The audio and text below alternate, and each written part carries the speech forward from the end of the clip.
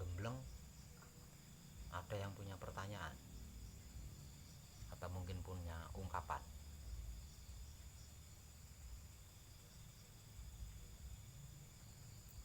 Enggak ada. Dijelaskan para kadang. Nah, ya berarti enggak ada kan?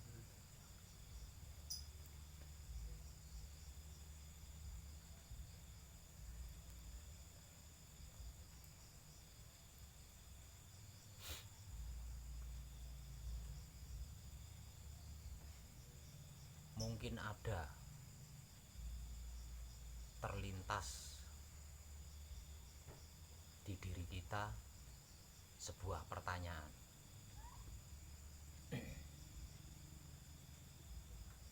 Dari mana Pak Web bisa mengetahui semua yang diinformasikan tanpa tedeng aling-aling, baik itu secara langsung maupun yang melalui video-video di internet? Bahkan sampai tentang kisah asal dumadi anane manungso, Pak Web bisa mengetahui. Padahal kejadian itu terjadi pada awal penciptaan manusia. Sementara Pak Web sendiri adalah tergolong manusia modern di zaman sekarang. Tapi kok Pak Web bisa mengetahui? Dari mana itu?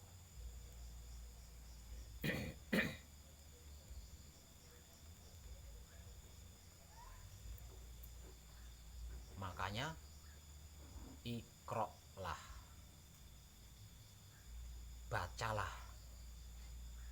bacalah kitab yang kekal, kitab yang abadi, kitab yang hidup, yang ada di dalam diri kita masing-masing.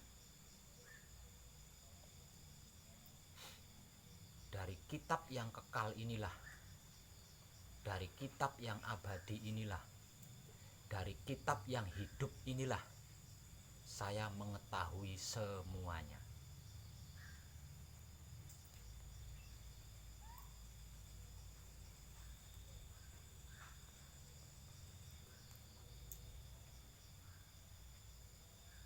Kalau panjenengan mau membaca kitab yang kekal ini, kitab yang abadi ini, kitab yang hidup ini, yang ada di dalam diri panjenengan ini,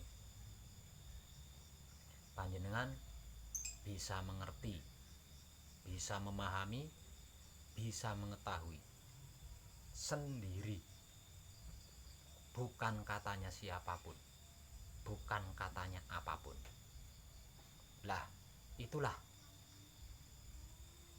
yang disebut-sebut sebagai kitab Lauhul Mahfud. Di dalam kitab Lauhul Mahfud inilah garis hidup, garis kehidupan semua makhluk, bahkan Tuhan, ada di dalamnya. Semua kepentingan kita, semua kebutuhan kita, semua keperluan kita ada tertulis dengan rapi di dalam kitab Lauhul Mahfud. Apakah kitab Lauhul Mahfud itu? Tak lain dan tak bukan adalah kitab yang kekal, kitab yang abadi, kitab yang hidup, yang ada di dalam diri setiap manusia yang masih hidup.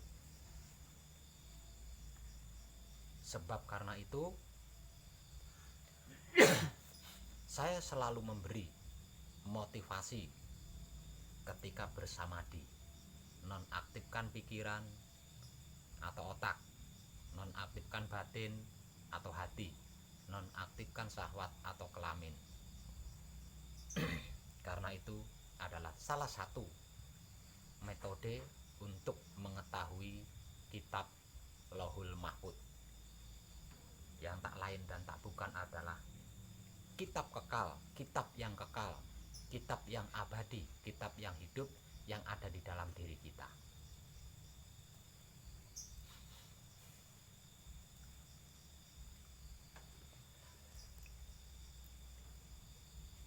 Bagaimana caranya untuk mengetahui kitab yang kekal, kitab yang abadi, atau kitab yang hidup yang ada di dalam diri kita? Caranya, ibadahkan atau praktekkan wahyu pancagaib dengan menggunakan sifatnya wahyu pancagaib itu sendiri, yaitu wahyu pancalaku yang selama ini kita kenal dengan sebutan iman, yang tak lain dan tak bukan adalah sedulur papat kalimo pancernya kita sendiri. Isinya diri kita sendiri, sang penggerak tubuh kita.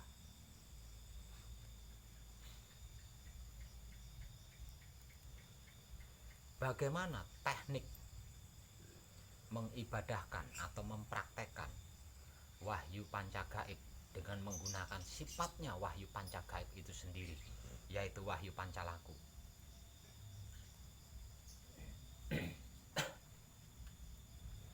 Secara spiritual,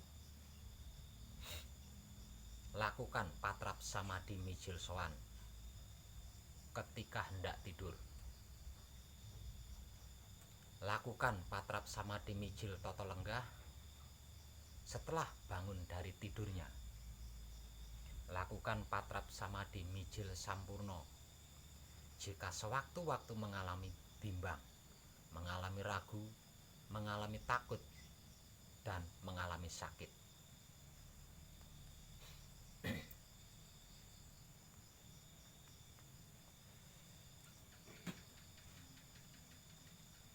Secara umum,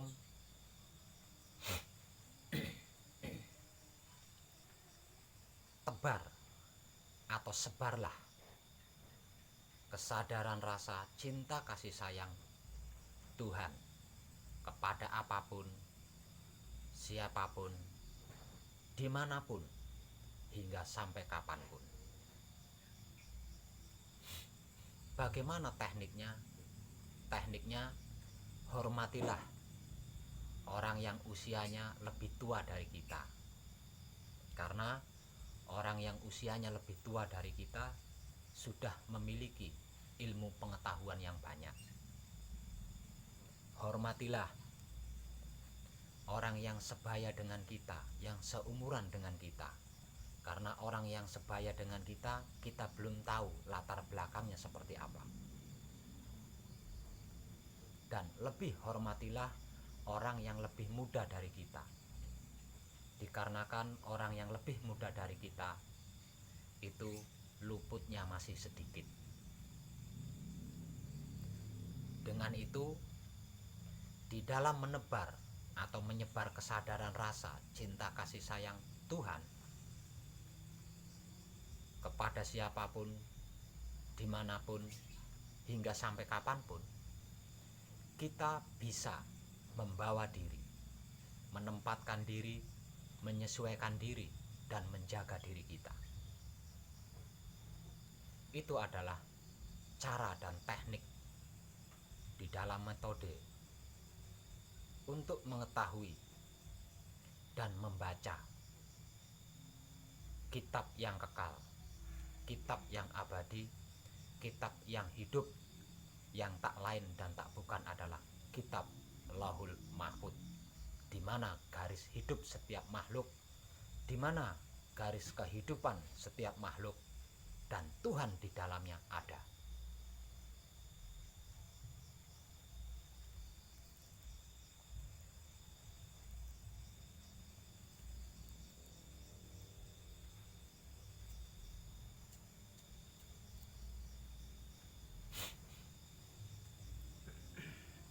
Bagaimanapun kehidupan kita di dunia ini, itu ada tercantum jelas dan rapi di dalam kitab Lauhul Mahfuz.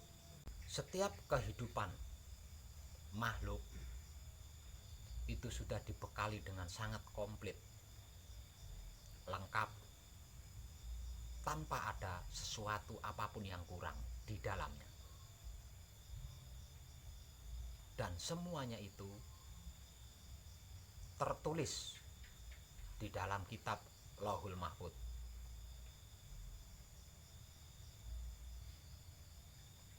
Jadi sesungguhnya tidaklah ada kata-kata meminta atau memohon, mengalami kekurangan, kebutuhan yang tidak tercukupi, dan lain sebagainya. Karena setiap makhluk hidup itu sudah dibekali cukup, bahkan bisa saya katakan lebih dari cukup. Namun dikarenakan tidak mengetahui kitab perjanjian atau kitab Lauhul Mahfuz,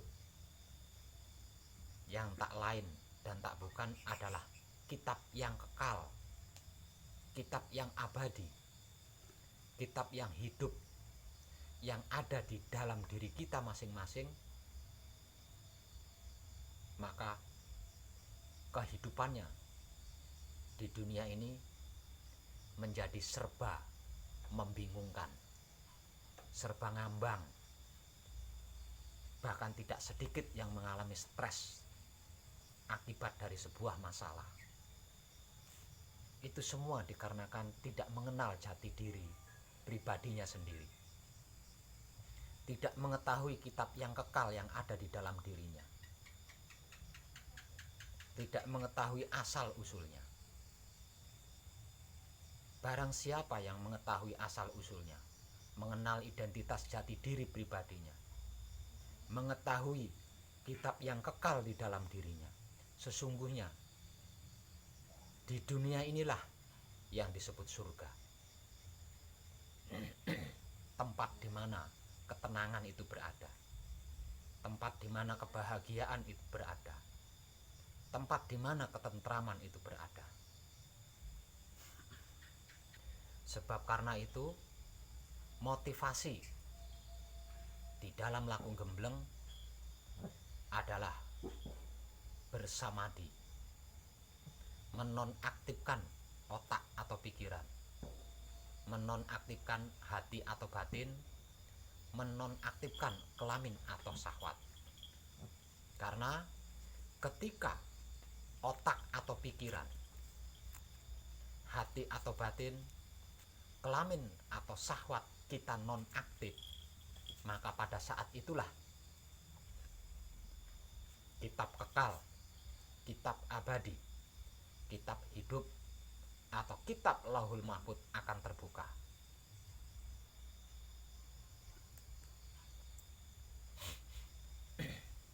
Dan ketika kitab Lauhul Mahfuz, kitab hidup, kitab yang kekal atau kitab yang abadi ini terbuka, hanyalah sedulur papat kalimo pancer kita atau hanyalah wahyu panca gaib kita yang mampu membacanya, yang bisa mencernanya. Kalau kita tidak bisa diam dan tidak mau diam, mereka berlima akan mengalami kesulitan untuk membaca kitab yang kekal ini, kitab yang abadi ini, kitab yang hidup, kitab Lauhul Mahfuz yang ada di dalam diri kita. Jadi ketika kita bersamadi, apapun yang terjadi, apapun yang teralami, berusahalah untuk tetap diam, agar supaya otak atau pikiran kita, hati atau batin kita, kelamin atau syahwat kita tetap non-aktif. Kalau kita tidak mau diam, tidak bisa diam, maka otak atau pikiran kita, hati atau batin kita, kelamin atau syahwat kita akan aktif. Dan ketika tiga hal ini aktif, maka kitab Lauhul Mahfuz atau kitab kekal abadi dan hidup ini akan tertutup. Kalau kitab ini tertutup, tidak ada yang bisa kita saksikan. Karena tidak ada yang bisa kita saksikan, maka kita menjadi tidak tahu. Dikarenakan tidak tahu, kita banyak kesandungnya, banyak jatuhnya.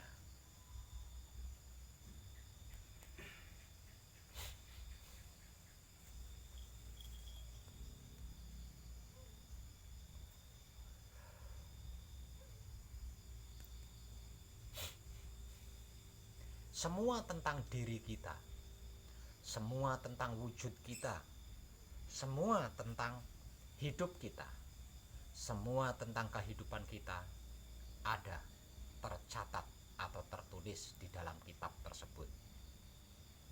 Dengan mengetahui kitab tersebut, dengan membaca kitab tersebut, maka segerak-geraknya tubuh kita, segerik-geriknya otak, hati, kelamin kita sudah pasti akan tepat. Maksudnya sesuai yang tertulis di dalam kitab Lauhul Mahfuz. Jika apa yang kita lakukan sesuai dengan apa yang tertulis di dalam kitab Lauhul Mahfuz, maka karma itu tidak ada, dosa itu tidak ada, salah itu tidak ada, luput itu tidak ada, bahkan sakit itu tidak ada, kecewa, sedih, menderita juga tidak ada, kekurangan itu dan ini tidak ada, masalah itu tidak ada, bahkan kematian pun tidak ada. Karena yang tertulis di dalam kitab Lauhul Mahfuz adalah kembali kepada Tuhan, bukan mati.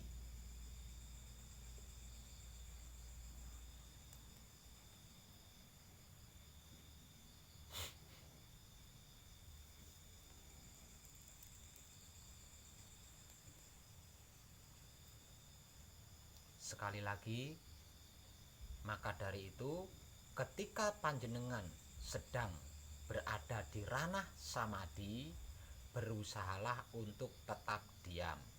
Setelah menonaktifkan otak atau pikiran, setelah menonaktifkan hati atau batin, setelah menonaktifkan kelamin atau syahwat, apapun yang terjadi, apapun yang teralami, berusahalah untuk tetap diam. Karena hanya dengan begitu, secara otomatis kitab Lauhul Mahfuz akan terbuka. Karena kitab Lauhul Mahfuz atau kitab kekal abadi yang hidup di dalam diri kita ini terbuka, maka sedulur papat kalimo pancernya kita tidak kesulitan membacanya. Karena sedulur papat kalimo pancernya kita tidak mengalami kesulitan membacanya, maka mereka berlima juga bisa dengan mudah menggerakkan jiwa raga kita dengan tepat sesuai yang tertulis di dalam kitab Lauhul Mahfuz.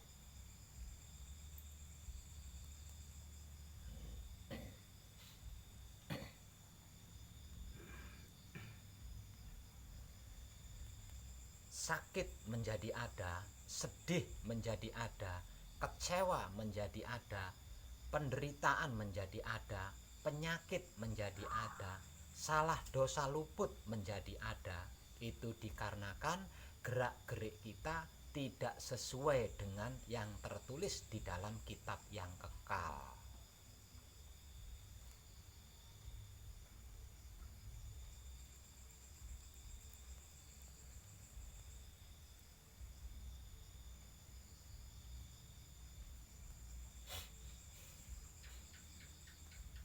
Terkait kehidupan di dunia, kitab yang kekal, kitab yang abadi, kitab yang hidup, yang tak lain dan tak bukan adalah kitab Lauhul Mahfuz. Inilah yang perlu kita ketahui. Sekali lagi, di dalam kehidupan di dunia ini, yang paling utama dan paling penting adalah mengetahui keberadaan kitab yang kekal atau kitab yang abadi atau kitab hidup yang tak lain dan tak bukan adalah kitab Lauhul Mahfuz. Karena seluruh kehidupan kita ada tertulis jelas di dalam kitab tersebut.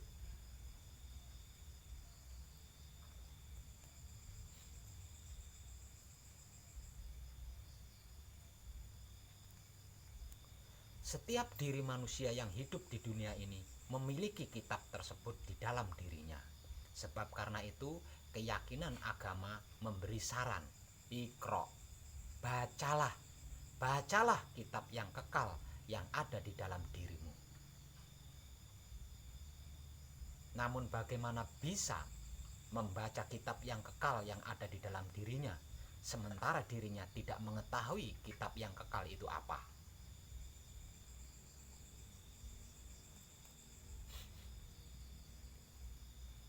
Bagaimana seseorang bisa mengetahui kitab yang kekal? Lawong sedulur papat kalimo pancernya sendiri saja tidak tahu.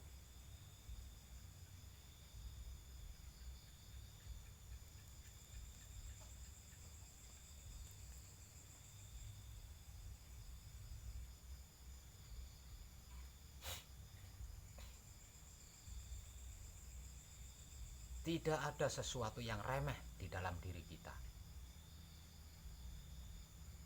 Tidak ada sesuatu yang sepele di dalam diri kita sebagai manusia hidup, makhluk paling sempurna dibanding makhluk-makhluk lainnya.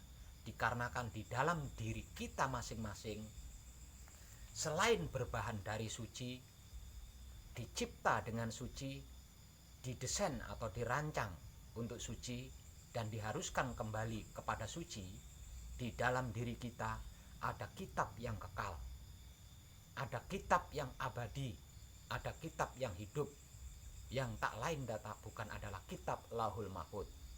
Di dalam diri kita ada 3 singgasana Tuhan, di mana ketika Tuhan bertahta menguasai seluruh ciptaannya.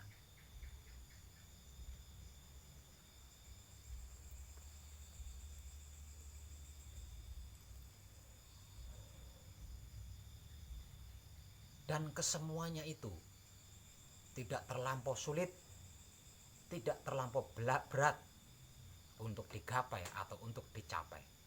Karena hanya dengan menjaga kebersihan otak atau pikiran, menjaga kebersihan hati atau batin, menjaga kebersihan kelamin atau syahwat, kita bisa meraih apa yang sudah saya informasikan tadi. Bersih dari apa? Otak atau pikirannya? Otak atau pikirannya bersih dari segala prasangka-prasangka buruk, pemikiran-pemikiran yang jelek. Bersih dari apa? Hati atau batinnya bersih dari segala syirik, iri, dengki, dendam, benci, bully, fitnah, mencari-cari kekurangan orang lain, mencari-cari kesalahan orang lain, untuk dihakimi, untuk diadili, untuk dijatuhkan, bahkan untuk dihancurkan. Bersih dari apa kelamin atau syahwatnya? Bersih dari segala kemelekatan duniawi. Dan semuanya itu gratis.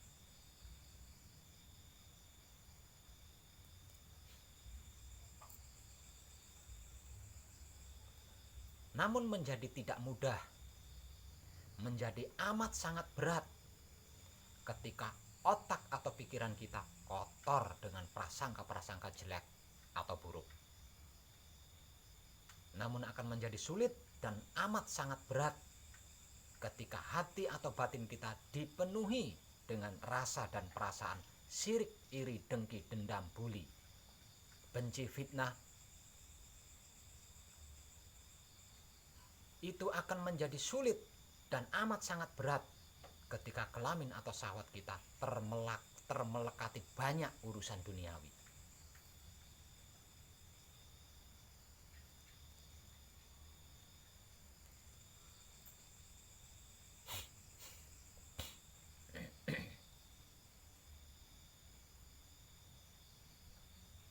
Mungkin panjenengan pernah mendengar istilah wali. Wali arti maksudnya adalah kekasih. Waliullah berarti kekasih Tuhan. Bagaimana dan seperti apakah manusia-manusia kekasih Tuhan ini? Manusia-manusia kekasih Tuhan ini adalah manusia-manusia yang senantiasa di setiap saatnya membuka dan membaca kitab yang kekal, kitab yang abadi, kitab yang hidup, yang tak lain dan tak bukan adalah kitab Lauhul Mahfuz. Kitab di mana di dalamnya termuat sebuah perjanjian antara kita dan Tuhan kita.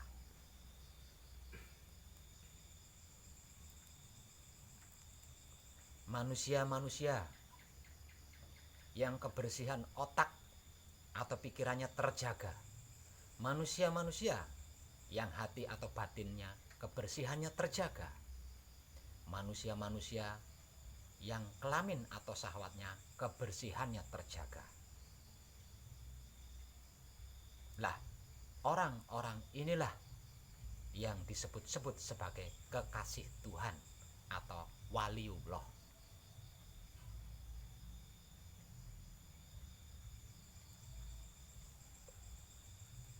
Tidak ada bedanya antara waliullah dengan kita-kita.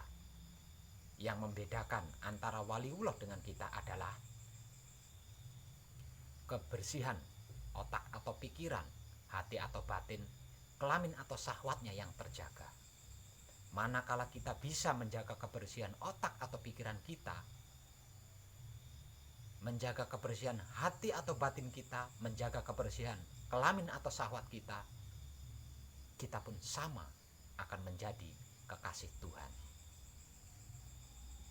Dikarenakan kita bersedia mau menjaga kebersihan 3 singgasana Tuhan itu sendiri.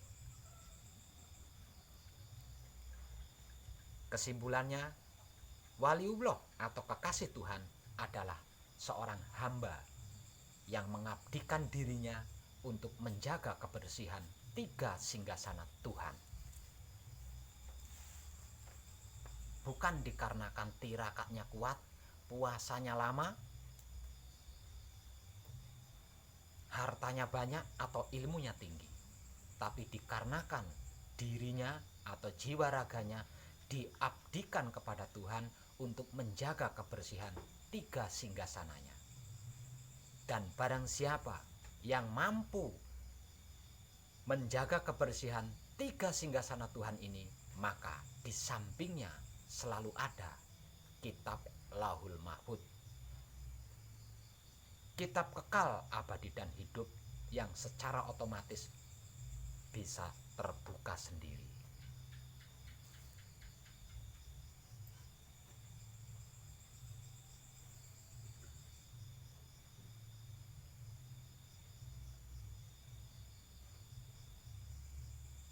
Jadi, apa yang sedang kita pelajari, apa yang sedang kita kaji, apa yang sedang kita praktekkan, ini adalah ending daripada kitab kekal, kitab abadi, kitab hidup yang tak lain dan tak bukan adalah kitab Lauhul Mahfuz. Kitab yang memuat garis hidup dan garis kehidupan serta Tuhan di dalamnya. Ingat, itu masih ending. Klimaknya, kita adalah menjadi singgasana Tuhan. Ketika singgasana diduduki oleh yang bersinggasana, maka sudah tidak ada lagi bedanya antara singgasana dengan yang bersinggasana.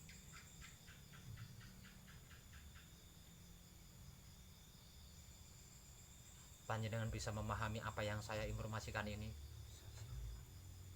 Maka